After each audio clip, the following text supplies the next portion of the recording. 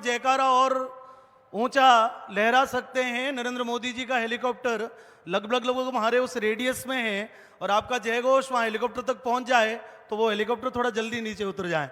एक बार दोनों हाथों को उठाकर भारत माता की। मंच पर विराजमान भारतीय जनता पार्टी के प्रदेश अध्यक्ष आदरणीय सीपी जोशी जी और उनके साथ में विराजमान सम्मानित मंच में सभी के चरणों में प्रणाम करता हूं। सामने विराजमान सभी देवतुल्य मेरे पितातुल्य बुजुर्ग, सभी युवा मित्र, माताएं बहनें, आप सभी के चरणों में प्रणाम करता हूं।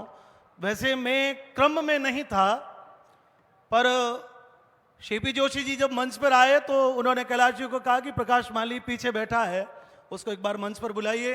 तो मैं आप सभी लोगों के बीच में उस बाड़मेर की उस सभा को याद दिलवा रहा हूं जहां पर हमने चौकीदार गाया था और देश के प्रधानमंत्री जी ने रुक कर उस चौकीदार में आप सभी लोगों के लहराते हुए हाथों को, दोनों हाथों को उठाकर तालियों को बजाते हुए देखा था। एक बार वो दो पंक्तियां सुना दो। जब देख मेरे पास में अभी रिदम नहीं है, पर मैं सोचता हूं कि आपकी तालियां रिदम बन जाए।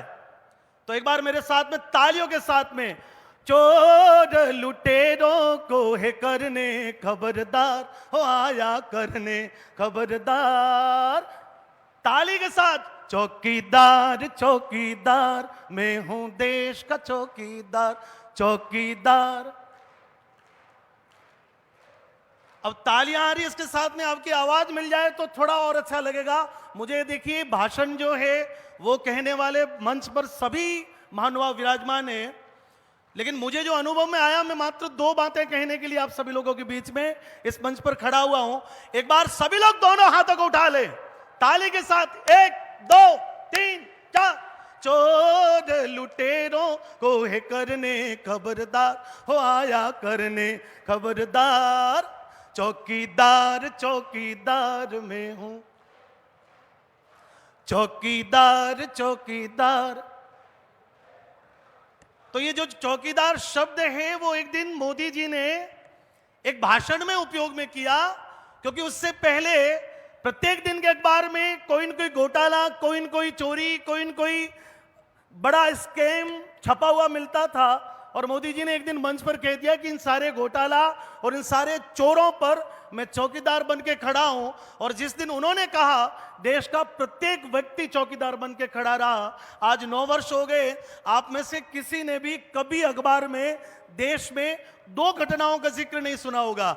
एक तो कि केंद्र की सरकार या सरकार ने, किसी भी मंत्री ने कोई घोटाला किया, और सबसे बड़ी बात कि 2014 के बाद में देश में कोई भी आतंकी घटना नहीं हुई। ये पराक्रम जो है मित्रों, आप लोगों ने दिल्ली में बैठाया है कि जब पुलवामा का हमला हुआ, उसके बाद में सर्जिकल स्ट्राइक हुई, एयर स्ट्राइक हुई, हमारे देश के जाबाज अभिनंदन ने करिश्मा करके दिखाया।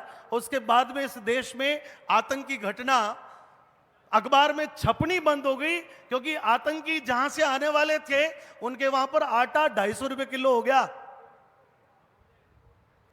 वहां का पूर्व प्रधानमंत्री जेल में है,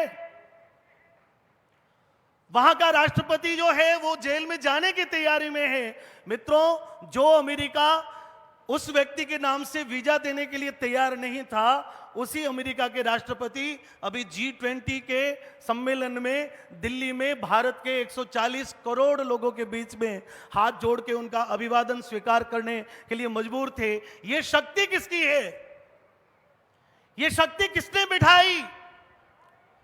दिल्ली में उस शक्ति को बिठाने वाले लोग कौन हैं? तो वो लोग जो हैं मेरे सामने हजारों की संख्या में यहां बैठे हैं। मैं सोचता हूं कि 2024 का जब जनवरी महीना आएगा और उसकी 22 तारीख को जब प्रभु श्री राम अपने सबसे नवीन विग्रह में विश्व के सबसे भव्य मंदिर में बैठेंगे, उस समय भारत की ये तरुणाई जो है, भारत की जो ये धार्मिक आस्था है, वो पूरे विश्व के सामने व्यक्त होने वाली है। ये परिवर्तन किसने किया? उस परिवर्तन के